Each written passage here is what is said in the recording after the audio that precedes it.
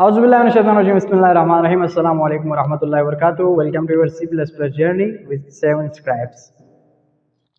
हमने for loop के बारे में पढ़ा, वाइल लूप को भी समझा, फिर डू वाइल लूप के बारे में हमने डिटेल में डिस्कस किया। अब हम पढ़ेंगे नेस्टेड लूप के बारे में। इससे पहले हमने नेस्टेड का जो लफ्ज़ है वो हमने इफ़ एल्स स्टेटमेंट में इस्तेमाल किया था। यानी उधर जब हम देखते थे तो इफ़ के अंदर एक और इफ़ या इफ़ एल्स के अंदर एक और इफ़ एल्स, ठीक है ना।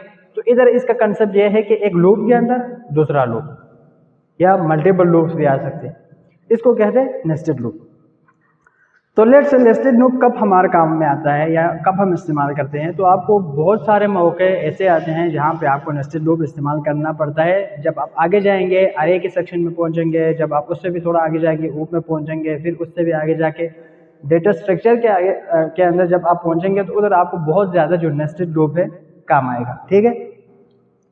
तो लेट्स से मैं सिंपल सा एक एग्जांपल में लेता हूं। अगर मैंने इन चार स्टेरिक को प्रिंट करवाना है तो मुझे क्या करना पड़ेगा। इधर चार चीज़ें, मुझे एक सिंपल लूप लिखना पड़ेगा। लेट्स से अगर मैं लिखूं फॉर इंट आई में 0 से शुरू कर देता हूं, फिर आई को चलाता हूं 3 तक, या इधर में आई में प्लस प्लस आई करता हूँ या आई प्लस प्लस करता हूँ, मर्जी है आपकी। फिर मैं इधर कर देता हूँ सियाउट, मैंने किया जी इधर स्टेरिक, ठीक है। तो ये जब चलेगा तो क्या होगा, पहली बार आई जब 0 होगा कंडीशन चेक होगा, क्या 0 3 से स्मॉल है, एग्जैक्टली 3 से स्मॉल है, तो नीचे आएगा एक स्टेरिक प्रिंट होगा, यानी ये वाला स्टेरिक प्रिंट हो गया, ठीक है ना। फिर मैंने ना कोई स्पेस दिया है, ना मैंने इंटर लगाया, कुछ भी नहीं लगाया, ठीक है। सेकंड इधर चला गया, जब आई की वैल्यू बंद हो गई दोबारा कंडीशन चेक होगा, क्या 1 3 से छोटा है, एग्जैक्टली, तो इधर क्या होगा, दूसरा एक स्टेरिक प्रिंट होगा, दूसरा भी आ गया मेरे पास। इसी तरह जब 2 होगा तो तीसरा होगा, और जब 3 होगा तो क्या होगा, 0 1 2 3 होगा तो स्किप हो जाएगा, ठीक है ना। मुझे कितना चाहिए, 4 चाहिए, तो मैं एक बढ़ा लेता हूँ, ठीक है, 4। जब इधर 3 होगा तो इधर आएगा क्या, 3 स्मॉल है 4 से, एग्जैक्टली है, तो क्या होगा, चौथा स्टेरिक प्रिंट हो जाएगा। जब इधर 4 हो जाएगा तो इधर आगे चेक होगा, क्या 4 स्मॉलर देन 4 है, नहीं है, कंडीशन फुलफिल नहीं हुआ, बाहर आ गया लूप से, ठीक है। ये तो सिंपल था। अब मैं जा रहा हूं, अभी तो मैंने सिर्फ एक लाइन प्रिंट करवाया है, मैं चाह रहा हूं इधर तो 4 है, मैं इसके नीचे एक और 4 स्टेरिक प्रिंट कर दूं। तो इसके लिए मुझे क्या करना पड़ेगा, या तो ये है ना कि एक लूप मैंने इधर चला लिया, उससे एक लाइन प्रिंट हो गया। अब इस लूप को बिल्कुल छोड़ के मैं नीचे एक और लूप लिख देता हूं, इधर में सियाउट इन डल करने के बाद मैं नीचे एक और फॉर लूप लगा लेता हूँ, दूसरा आ जाएगा। फिर नीचे में एक और फॉर लूप लिखता हूँ, तीसरा आ जाएगा। फिर नीचे मुझे मल्टीपल लूप लिखने पड़ रहे हैं, तो इधर आपको क्या होगा, नेस्टेड लूप काम आएगा, यानी एक लूप के अंदर दूसरा लूप। अब इसको हम नेस्टेड लूप की मदद से इम्प्लीमेंट करने की कोशिश करते हैं। तो नेस्टेड लूप लगाने के लिए क्या करना पड़ेगा आपको, पहला जो कुछ आपने लिखा है ना, इसको आपने एज इट इज रखना है, क्योंकि एक लाइन आपने प्रिंट कर दिया। अब मुझे कितने लाइन और चाहिए, अभी मैंने तो सिर्फ 2 लाइन लिखा ना, यानी ये लाइन प्रिंट करवाने के लिए तो मुझे इधर से लेके इधर तक काफ़ी था ना, ठीक है। इसको भी मैं मिला लेता हूँ। अब मुझे दूसरा इसी तरह का एक लाइन प्रिंट करवाना है, तो इधर 2 लाइन चाहिए ना मुझे। अब मैं तीसरा करना चाहूँ तो 3 हो गया, अब मैं चौथा करना चाहूँ तो इधर 4 आएगा, तो इधर भी 4 आया, इधर भी 4 आया, ठीक है ना। फर्स्ट लाइन के लिए मैंने ये लिखा। अब मुझे इन तीनों लाइन को भी इधर प्रिंट करवाना है, तो उसके लिए मैं क्या करूंगा, इसके ऊपर एक और फॉर लूप लगा लूंगा मैं, यानी फॉर एंड जे 0 से मैं चलाया। अब मैंने कितने लाइंस मैंने प्रिंट करवाना है, इधर जितने स्टेरिक थे वो तो इनर लूप के अंदर आ गया, मतलब मुझे इतने स्टेरिक चाहिए थे। अब मुझे इधर कितने लाइंस चाहिए मुझे स्टेरिक्स की, यानी इन 4 स्टेरिक्स की कितने लाइन चाहिए मुझे, 1 2 3 4 चाहिए। तो मैं इधर क्या लगा लेता हूँ, j इज स्मॉलर देन 4, 0 से चलेगा तो 0 1 2 3 तक चलेगा, तो मुझे 4 लाइन आएगा ना। इसी तरह मैं करता हूँ प्लस प्लस j, ये लूप लगा लिया। फिर मैंने इधर ब्रैकेट लगा लिया, इधर भी ब्रैकेट लगा लिया, ठीक है। अब मेरा काम हो जाएगा। अब मेरा काम होगा ज़रूर, लेकिन ये वाला एग्जैक्टली नहीं आएगा, कुछ और हो जाएगा, उसको हम देखेंगे। इधर इसको हम चला के देखते हैं। तो पहले j इज इक्वल टू 0 हुआ, j इज इक्वल टू 0 हुआ, तो j जब 0 हुआ तो j इज स्मॉलर देन 4, यानी 0 is smaller then 4, condition fulfil हुआ, अंदर आया। अंदर जब आया तो दूसरा लूप चल रहा है, ठीक है ना, इधर दूसरा लूप चल रहा है। दूसरा लूप का जो वेरिएबल है वो i है। जब j 0 हुआ तो i की वैल्यू क्या हुआ, 0। i भी चलना है ना, अभी i नहीं चलना है, तो i की वैल्यू जो पहली बार 0 हुआ, कंडीशन फुलफिल हुआ ना, i इज स्मॉलर देन 4, यानी 0 इज स्मॉलर देन 4 इधर भी। फिर नीचे आएगा इसकी बॉडी के अंदर क्या प्रिंट होगा, स्टेरिक, इधर एक स्टेरिक प्रिंट हो गया। जब ये स्टेरिक प्रिंट हो गया तो इधर से वापस इस लूप के ऊपर जाएगा, यानी इनर लूप के ऊपर जाएगा, दोबारा आउटर लूप के ऊपर नहीं जाएगा। जब तक इनर लूप खत्म नहीं होगा आउटर लूप के ऊपर दोबारा नहीं जाना, ठीक है ना। इनर लूप अभी खत्म ही नहीं हुआ, सिर्फ एक दफा चला है। इधर जब पहुंचा एक स्टेरिक प्रिंट हुआ, इधर आया तो आई में क्या हुआ, एक प्लस प्लस हो रहा है ना, इधर आई में प्लस प्लस हो रहा है, तो आई की वैल्यू क्या होगी, 1। आई की वैल्यू जब 1 होगी तो 1 इज स्मॉलर देन 4,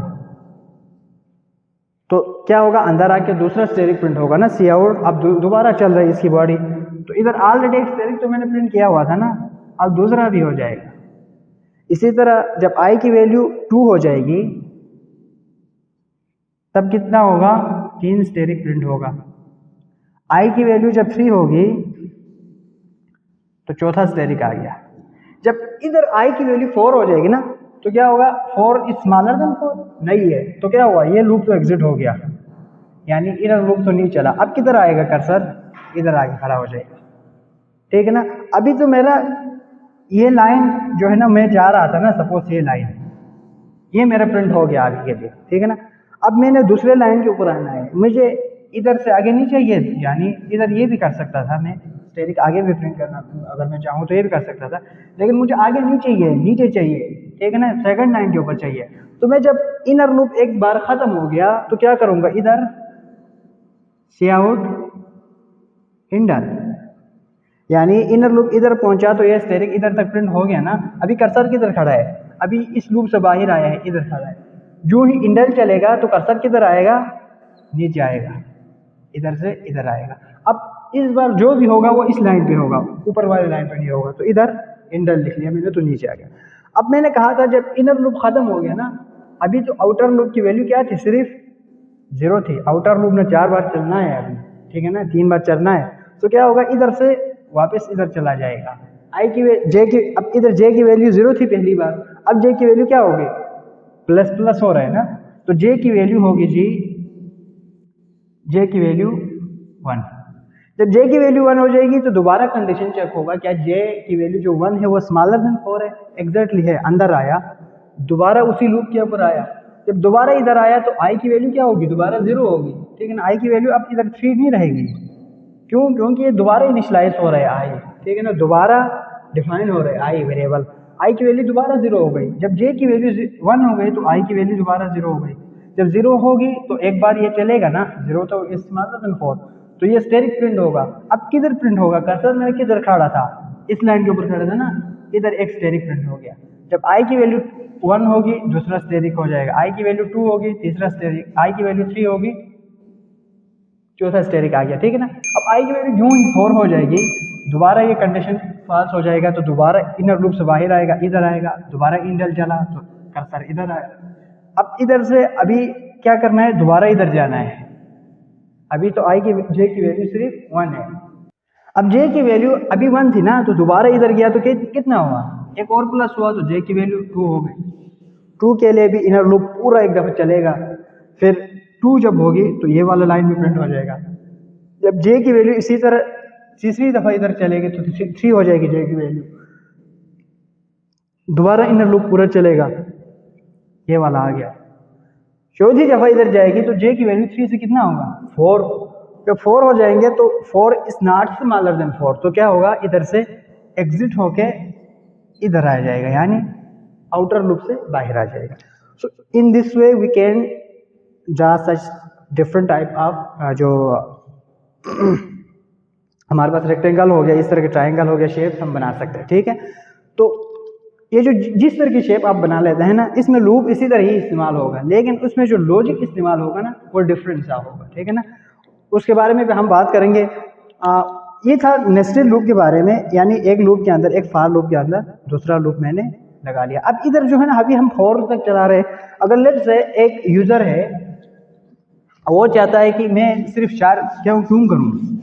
अब ये मेरी मर्जी होनी चाहिए कि अगर मैं एक बार इधर 10 दफ़ा करना चाहूँ, या मैं इसको बढ़ा के 5 दफ़ा करना चाहूँ, और नीचे में जो 4 लाइन अभी मैंने चलाया है मैं सिर्फ 2 दफ़ा चलाना चाहूँ, तो ये यूज़र की मर्जी होनी चाहिए ना। तो हम क्या करेंगे, सिंपल इधर जो फॉर हमने लगाया है ना, इसको हम यूज़र से पूछ लेंगे कि भाई आप इधर क्या देना चाहेंगे। तो इधर मुझे क्या करना पड़ेगा, उसके लिए मुझे इससे पहले कोई ना कोई वेरिएबल चाहिए होगा, या मैं कह लेता हूँ लिमिट 1 इंटीजर टाइप। अब मैं यूज़र से क्या करूँगा, लिमिट 1 की जो वैल्यू है ना मैं लूँगा, यानी भाई आप जो फर्स्ट लूप है उससे क्या लिमिट रखना चाहेंगे, यानी कितनी बार आप चलाना चाहेंगे। तो मैं यूज़र से सीधा क्या करूँगा, सी इन करूँगा लिमिट, तो यूज़र दे देगा जितनी वैल्यूज चाहिए। ठीक है ना, उसको मैं जितनी दफ़ा उसने प्रिंट करना है, तो मैं क्या करूँगा, इधर सीधा लिमिट इस्तेमाल करूँगा। गलत तो नहीं है, ठीक है ना, सही है। इधर आप वेरिएबल भी इस्तेमाल कर सकते हैं, ठीक है ना, कांस्टेंट भी कर सकते हैं, वेरिएबल भी कर सकते हैं। इधर तो मैंने ये लगा लिया, तो यूज़र की मर्जी है वो जितनी दफ़ा करना चाहे। इसका मतलब है सपोज अगर यूज़र ने इधर 5 दिया तो आउटर लूप इधर 5 हो गया, तो क्या होगा, ये जो लाइन है ये बढ़ के 5 दफ़ा चलेगा। नीचे जो है ना आउटर लूप हमेशा जो नीचे वाले जितने आपने लाइन चलाना है ना उसको वो रिप्रेजेंट करता है। फिर इनर लूप का मैं दूसरा दोबारा पूछूंगा, तो इधर मैं एक और वेरिएबल बना लूँगा लिमिट 2, वो भी मैं यूज़र से ले लूँगा। अगर यूज़र लेट से इधर 2 दे देता है तो क्या होगा, 2 स्टेरिक ही प्रिंट होगा ना। इनर लूप जब 2 देता है तो 2 स्टेरिक प्रिंट होगा, और वही 5 दफ़ा होगा, क्योंकि मैंने आउटर लूप की जो वैल्यू है वो मैंने 5 है। समझ आ गया। सो ये था सिंपल नेस्टेड लूप, या आप यूज़र्स में ले सकते हैं। अब डिफरेंट आप शेप बना सकते हैं इससे, ठीक है ना। अभी तो हमने सिर्फ ये स्टेरिक वाला बनाया, अभी आप ये भी बना सकते हैं, इस तरह भी आप बना सकते हैं। अभी क्या किया था हमने, ये बनाया था ना, ये अभी तक हमारे पास जो हमने बनाया था वो यही था, ठीक है। हमने इन जगहों पे भी स्टेरिक रखा था। अभी मैंने क्या किया, इन सब को मैंने स्किप कर दिया, इनकी जगह पे मैंने स्पेस लगा लिया, बाकी मुझे सिर्फ यही प्रिंट कर दिया। अब इसमें क्या होगा, लॉजिक डिफरेंट होगा। इस लूप के अंदर जो लॉजिक लगना है ना वो डिफरेंट होगा, वो आपने सोचना है कैसे लगना है। उसके बाद ये भी आप प्रिंट कर सकते हैं, इस तरह भी आप प्रिंट कर सकते हैं। अभी जो फुल मैंने बनाया था ना, अभी हमने जो बनाया था उसमें ये पूरा भरा हुआ था। अब मैंने क्या किया, इसके अपर जो साइड है इसको मैंने नहीं लिखा, सिर्फ जो लोअर साइड को मैंने लिख लिया। इसमें भी क्या होगा, इस लूप में जो है ना लॉजिक डिफरेंट लगता है। इसको हम सिस्टम के ऊपर करके देखते हैं इसको कैसे बनाना है, ठीक है ना। सिस्टम के ऊपर उधर आपको समझ भी आ जाएगा। एक और चीज़ है, हम नेस्टेड लूप के अंदर हम, या जो और आप लूप के अंदर, नेस्टेड लूप के अंदर नहीं, सिर्फ लूप के अंदर आप ब्रेक स्टेटमेंट और कंटिन्यू स्टेटमेंट भी इस्तेमाल कर सकते हैं। ब्रेक स्टेटमेंट का मतलब यह होता है, ब्रेक स्टेटमेंट हमने वो स्विच स्टेटमेंट के अंदर भी हमने इस्तेमाल किया था। उधर किया था तो जब ब्रेक होता था वो खत्म हो जाता था ना। इधर भी सेम यही है कि आप जब आप लूप के अंदर एक ब्रेक का इस्तेमाल करते हैं तो लूप से एग्जिट हो जाता है जब वो कंडीशन फुलफिल होता है। मतलब यह है कि लेट से अगर आपके पास एक प्रॉब्लम आया है कि आपने सिर्फ पॉजिटिव नंबर का आपने सम लेना है, तो मैंने इधर फंक्शन एक लूप लिखा है, यानी आई को मैंने 3 से इनिशियलाइज किया, ये 3 से चलेगा -2 तक, ठीक है। 3 से जब -2 तक चलेगा, मुझे सिर्फ क्या चाहिए, पॉजिटिव नंबर्स का सम चाहिए ना। तो पॉजिटिव नंबर तो 3, 2, 1 है, फिर 0 भी उसमें शामिल कर देता है, ठीक है। तो मुझे 3, 2, 1 का सम चाहिए। उससे नीचे जब आएगा तो क्या होना चाहिए, ब्रेक होना चाहिए, मतलब खत्म होना, मतलब नहीं चलना चाहिए ना। तो मैं क्या करूँगा, सिंपल अंदर आया लूप के, जब इधर मैंने कंडीशन लगाया है, अगर जो आई है ना, आई की वैल्यू अभी तो 3 है, अगर ये स्मॉल हो 0 से, तो क्या हो, सीधा ब्रेक हो जाए। एल्स अगर ये स्मॉलर देन 0 नहीं है तो sum is equal to sum plus i, यानी उसका सम जो एक वेरिएबल में दे दें। ये सम जो है ना, लेट से हमारे पास एक वेरिएबल है। जब आई की वैल्यू 3 होगी अंदर आएगी, फुलफिल हुआ ना condition, I is 3 is greater than -2। इधर चेक करेगा क्या आई 0 से छोटी है, नहीं है, तो ब्रेक वाला तो नहीं चला। सम में आया, सम में पहले 0 पड़ा हुआ था, 0 + 3 आया, 3 आ गया, ठीक है ना। आई की वैल्यू माइनस माइनस कर रहा हूँ मैं इधर, ठीक है ना, डिक्रीमेंट कर रहा हूँ, तो ट्रू हो जाएगी, दोबारा नीचे आएगा, इधर तो कंडीशन फुलफिल होगा, नीचे आके ट्रू स्मॉलर देन 0 नहीं है तो ब्रेक तो नहीं चलेगा, सम में आकर 2+ हो जाएगा। इसी तरह जब -1 हो जाएगी तो -1 इज ग्रेटर देन -2, नीचे आया क्या I smaller than 0, yes -1 is smaller than 0, तो क्या होगा, ब्रेक चलेगा, तो इस लूप से बाहर आ जाएगा, ठीक है ना। मतलब ये वाला स्टेटमेंट अब क्या होगा, नहीं चलेगा, बाहर आ जाएगा। तो आपको क्या होगा, पॉजिटिव जो नंबर से उसके सम आपको मिलेंगे। सेम इसी तरह से अगर मैं ये चाहूँ कि मुझे सिर्फ सम चाहिए इवन नंबर का, ठीक है ना, इवन नंबर का मुझे सम चाहिए, तो मैं क्या करूँगा, इधर मैं कर देता हूँ 0, इधर कर देता हूँ मैं 10। इफ इवन नंबर कैसे आएंगे, इवन नंबर तब आएगा जब आपका जो आई है वो मॉड्यूलस, जब आप 2 लेंगे तो ये इज इक्वल टू क्या होना चाहिए, 0 होना चाहिए, तो क्या होगा, इवन होगा, ठीक है ना।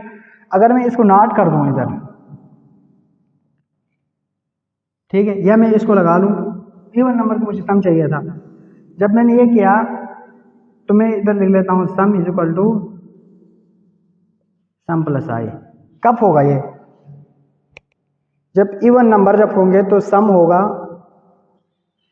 इन इवन नंबर से। अगर इवन नंबर नहीं आता, मेरे पास ओड नंबर आता है, तो क्या होना चाहिए, स्किप होना चाहिए ना। तो मैं क्या कर देता हूँ, इधर मैं नॉट लगा लेता हूँ, इसके अंदर मैं कर देता हूँ कंटिन्यू, इधर मैं कर देता हूँ sum is equal to sum +1, sorry plus I. जब क्या होगा इस तरह से, जब 10 पहली बार 10 आया, 10 modulus 2 is equal to 0, exactly 0, इधर क्या आया, ट्रू आया, ठीक है ना। नॉट आया तो क्या होगा, फॉल्स होगा। तो जब इवन नंबर नहीं आएंगे आपके पास, यानी इवन नंबर जब आया तो ये फॉल्स होगा ना, इफ के अंदर तो फॉल्स आएगा, तो इफ वाला स्टेटमेंट चलेगा ही नहीं, नीचे आके प्लस हो जाएगा, ठीक है ना। अगर इधर 9 आ जाता है तो 9, जब आप इधर आई की जगह पे 9 आता है, मॉड्यूलस 2 लेता है, तो आपका रिमाइंडर 0 नहीं आता। तो रिमाइंडर जब 0 नहीं आता, इक्वल टू 0 नहीं होता, तो अंदर वाला स्टेटमेंट क्या होगा, फॉल्स होगा ना, फॉल्स। इधर बाहर मैंने क्या लगाया है, नॉट लगाया है, तो ये फॉल्स क्या होगा, ट्रू हो जाएगा। तो इफ ट्रू, जब इफ के अंदर ट्रू आ जाता है इसके साथ, तो इसकी बॉडी चल जाती है। तो बॉडी के अंदर मैंने क्या किया है, कंटिन्यू। कंटिन्यू का मतलब ये होता है कि जो आपका करंट आइट्रेशन है ना, आइट्रेशन का मतलब होता है 1 2 3 4 जब आप करते हैं तो उनको आइट्रेशन कहते हैं। तो जो करंट आइट्रेशन के इस लाइन के बाद जितने भी स्टेटमेंट्स हैं उसको स्किप कर देगा, अगला वाला आइट्रेशन चल जाएगा। अभी ब्रेक के केस में क्या हुआ था, पूरा पूरा लूप ही खत्म हुआ था। अगर 9 के ऊपर ब्रेक लगाया तो 9 से नीचे चलेगा ही नहीं। कंटिन्यू में क्या होगा, 9 के ऊपर अभी कंटिन्यू लगाया ना मैंने, क्योंकि 9 और था, कंटिन्यू लगाया तो 9 के और था, तो इधर से नीचे जो स्टेटमेंट्स है वो नहीं चलेंगे। दोबारा क्या होगा, ये स्किप होगा, ऊपर जाएगा लूप के ऊपर, फिर ये 8 हो जाएगा, 8 दोबारा इवन है तो ये वाला कंटिन्यू नहीं चलेगा, तो ये वाला चलेगा। 7 होगा, दोबारा कंटिन्यू चलेगा, करंट आइट्रेशन स्किप होगा, इधर से नीचे स्किप हो जाएगा, दोबारा इधर चलेगा, 7 होगा, इस तरह से चलता जाएगा जब तक आपके पास इवन होगा, ये वाले स्टेटमेंट चलेंगे। जब आपके पास ओड आएंगे, कंटिन्यू वाला चल के वो वाला आइट्रेशन स्किप होके ऊपर आ जाएगा, ठीक है। तो this was all about continue. अब एक और चीज है, जब अक्सर हम करते हैं ब्रेक स्टेटमेंट को, जब आप जो नेस्टेड लूप के अंदर इस्तेमाल करते हैं ना, तो हमारे जो अक्सर स्टूडेंट कंफ्यूजन ये पैदा होता है कि जब आप करते हैं तो वो पूरा आउटर लूप और इनर लूप दोनों से बाहर निकाल लेते हैं, ठीक है।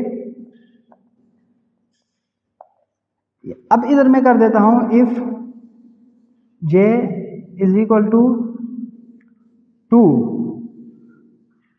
ब्रेक एल्स, या सॉरी मैं इधर कर देता हूं सी आउट j,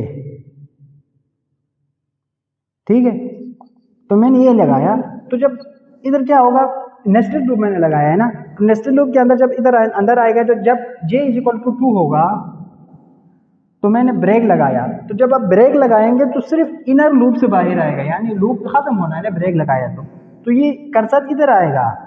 हम क्या करते हैं, जब ब्रेक लगाते हैं तो पूरा ये लूप ही खत्म कर देता है, आउटर लूप से इसका कोई ताल्लुक ही नहीं है। ब्रेक हमने कब लगाया है, ब्रेक हमने लगाया है जब j = 2 हो, हमने i के ऊपर कोई कंडीशन लगाया नहीं, ठीक है ना। तो जब ये करेगा तो ये इनर लूप सिर्फ खत्म हो जाएगा, आउटर लूप इसी तरह रहेगा।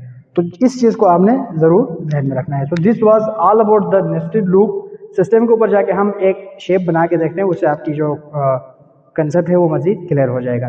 अब हम सिस्टम के ऊपर देखेंगे जो चीज़ हमने बोर्ड के ऊपर पढ़ा नेस्टेड लूप के बारे में, उसको इम्प्लीमेंट करते हुए हम एक और शेप जो है ना हम बनाने की कोशिश करते हैं, एक ट्राइंगल हम बनाने की कोशिश करते हैं। तो लेट्स गेट स्टार्टेड। सबसे पहले मैं अपना जो फाइल हमने बनाया हुआ है ऑलरेडी उसको मैं ओपन कर देता हूँ। तो मैं VS कोड में इसको मैंने ओपन किया हुआ है और प्रोग्राम मैंने इधर लिखा है ऑलरेडी, इसको मैं आप लोगों को समझा देता हूँ, ठीक है। तो उधर जो हमने किया था उसमें हमने लिमिट हमने खुद तो लगाया था, कांस्टेंट लगाया था। इधर हम क्या करेंगे, हम यूज़र से पूछेंगे कि भाई आप क्या चाहते हैं, कितने रोज़ चाहिए, कितने कॉलम चाहिए। अमूमन अगर आप देखा जाए तो नेस्टेड लूप जब हम इस्तेमाल करते हैं तो जो भी आपके पास शेप बनता है ना वो रोज़ और कॉलम की फॉर्म में ही आ जाता है, तो आसानी होगी हमारे लिए। इस वजह से मैंने जो दो वेरिएबल्स हमें चाहिए था ना, एक नंबर ऑफ़ रोज़ के लिए, एक नंबर ऑफ़ कॉलम के लिए, मतलब जितने स्टेरिक आपने प्रिंट करवाना था उसके लिए कॉलम मैंने कह दिया, और जितनी लाइन आपको चाहिए थी उसके लिए मैंने कहा रोज़ के लिए, ठीक है। तो मैंने दो वेरिएबल डिक्लेयर कर दिया, इनिशलाइज़ कर दिया उनको 0 से, डिफ़ॉल्ट वैल्यू से। उसके बाद मैं यूज़र से पूछ रहा हूँ कि आप कितना चाहते हैं, कितने नंबर ऑफ़ रोज़ चाहते हैं, यानी नीचे 1 2 3 4 5 6 7 8 कितना चाहते हैं, और कितने स्टेरिक्स उसके अंदर आना चाहिए, मतलब नंबर ऑफ़ कॉलम्स, ठीक है। तो इसके लिए मैं इधर यूज़र को मैंने प्रॉम्प्ट दिया कि सी आउट नंबर ऑफ़ रोज़, यानी नंबर ऑफ़ रोज़ दे दे मुझे जितने चाहिए, तो यूज़र्स दे देगा। उसके बाद सी आउट नंबर ऑफ़ कॉलम्स, यानी नंबर ऑफ़ कॉलम्स कितने चाहिए, कितने स्टेरिक्स चाहिए। उसके लिए मैंने यूज़र से पूछ लिया कि नंबर ऑफ़ कॉलम्स कितने हैं, ठीक है। अब मैंने लूप लगाया, जब ये लगाया तो यूज़र्स दे देगा। अब लूप में मैंने क्या कर दिया, नेस्टेड लूप लगाया, ऊपर मैंने कर दिया इंटीजर i एक वेरिएबल बना दिया लूप के उसमें। फिर हमने कहा जी नंबर ऑफ़ रोज़ तक चलना है। ऊपर वाले जो है ना रोज़ को डिफ़ाइन करते थे ना, ऊपर वाले जो आउटर लूप थे नंबर ऑफ़ रोज़ कितने आने हैं उसको वो डिफ़ाइन करता था, उसको चलाता था। इनर में आया तो नंबर ऑफ़ कॉलम्स, मतलब जितने स्टेरिक्स मुझे चाहिए थे, ठीक है। अब मैंने लॉजिक इधर ये लगाया क्योंकि मैंने एक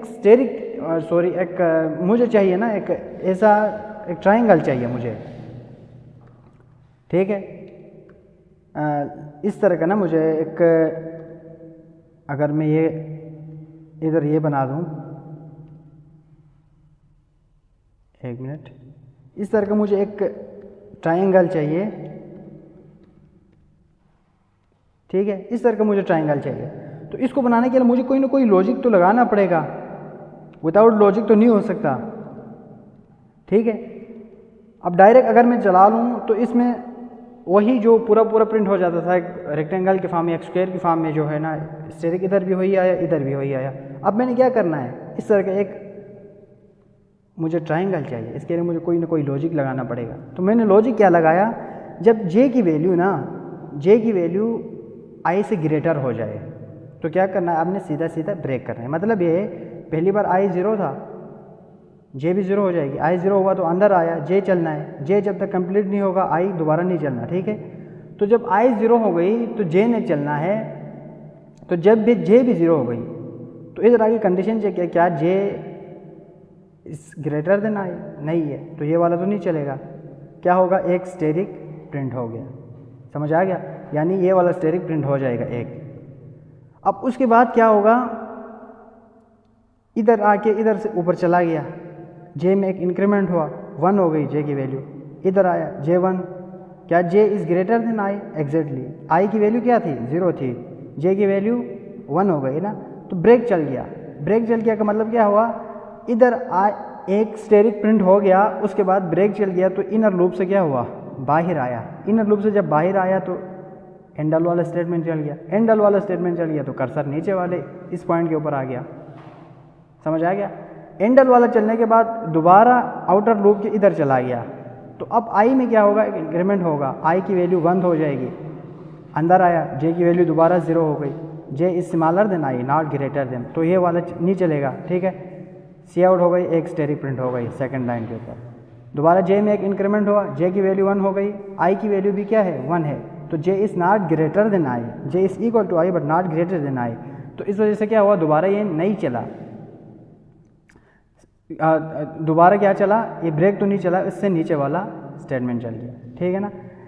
तो इधर क्या होगा, दूसरा स्टेरिक प्रिंट हो जाएगा। जब तीसरी बार जे में इंक्रीमेंट होगा तो जे की वैल्यू क्या हो जाएगी 2, 0 1 पे तो चल गया, अब 2 होगी, आई की वैल्यू क्या है 1 है अभी। जब जे की वैल्यू 2 हो जाएगी, आई की वैल्यू 1 है, तो J is greater than I, तो क्या होगा, ब्रेक वाला चलेगा, तो ये वाला नहीं चलेगा। इधर मैंने चूंकि एक ही स्टेटमेंट था ना, मेरा सिर्फ ब्रेक वाला था, तो मैंने इधर ब्रैकेट नहीं लगाया ना, ये वाला ब्रैकेट नहीं लगाया, इस वजह से थोड़ा कंफ्यूज हो सकता है। अब ये ब्रैकेट लगाया ना, तो इससे ये साफ जाहिर हो रहा है ना, ये जो सी आउट वाला है ये इफ़ का पार्ट नहीं है, ये इफ़ से बाहर है, ठीक है ना। अभी अगर सिंगल स्टेटमेंट थी तो ब्रैकेट लगाने की ज़रूरत नहीं थी, सीधा सीधा, इस वजह से मैंने नहीं लगाया। तो इस तरह से चलता जाएगा, आई की वैल्यू जब 3 होगी, इधर 3 दफ़ा चलेगा, चौथी दफ़ा जब होंगे तो ख़त्म हो जाएगा, ठीक है। तो इस तरह से मैंने ब्रेक लगाया तो वो इनर लूप से बाहर आता जाएगा। अब मैं इसको रन करके देखता हूँ, दिखाता हूँ आप लोगों को क्या है वाकई में ऐसा ही हो रहा है कि नहीं हो रहा। अब हम देखते हैं जनाब इसको रन करके, तो मुझसे पूछ रहे कि कितने रोज चाहिए, मतलब नीचे कितने रोज चाहिए। मैं कहता हूँ मुझे सिर्फ 5 लाइन चाहिए, ठीक है। अब वो कह रहा है कितने कॉलम चाहिए, इधर कितने स्टेरिक आने चाहिए, तो मैं कहता हूँ 5। अब ये मेरे पास बन गया क्या रेक्टेंगल, यानी 1 2 3 4 फिर 5 मेरे पास नंबर ऑफ रोज आ गए, 1 2 3 4 5 मेरे पास नंबर ऑफ कॉलम्स आ गए। सो ये था जो कंसेप्ट। अगर मैं इधर इंडल नहीं लगाता लेट से, तो क्या होता, इंडल लगाना क्यों ज़रूरी, हम इसको भी देखेंगे। इंडल नहीं लगा तो ये सारे स्टेरिक एक ही लाइन में आ जाता, ठीक है ना। ये इसमें वो पैटर्न नहीं बनता, एंडल की वजह से आपका वो पैटर्न बन रहा है, वो नीचे लगा रहे हैं ना, नीचे ला रहे हैं आप कर्सर को। सो ये था ऑल अबाउट नेस्टेड लूप। इसी तरह से आप मल्टीपल शेप बना सकते हैं, इसी को उल्टा करके भी बना सकते हैं, इसी का अगर जो है ना नीचे एक और भी बना सकते हैं। इस तरह से आप बहुत सारे शेप्स बना सकते हैं, आपने खुद से ट्राई करना है, डिफरेंट शेप बना के उसमें लॉजिक लगा के देखना है। सो इस पूरे लेक्चर के बारे में कोई भी पॉइंट अगर समझ नहीं आया तो कमेंट करके ज़रूर बताना है, और पूरे लेक्चर का जो नोट्स है हमारे वेबसाइट के ऊपर गिवन होगा, वेबसाइट से आप आसानी से हासिल कर सकते हैं। वेबसाइट का जो लिंक है वो डिस्क्रिप्शन में दिया हुआ है, उधर से आप एक्सेस कर सकते हैं। हमारे चैनल को आपने ज़रूर सब्सक्राइब करना है ताकि आने वाली वीडियोस आप तक पहुंचते रहे। Thank you so much.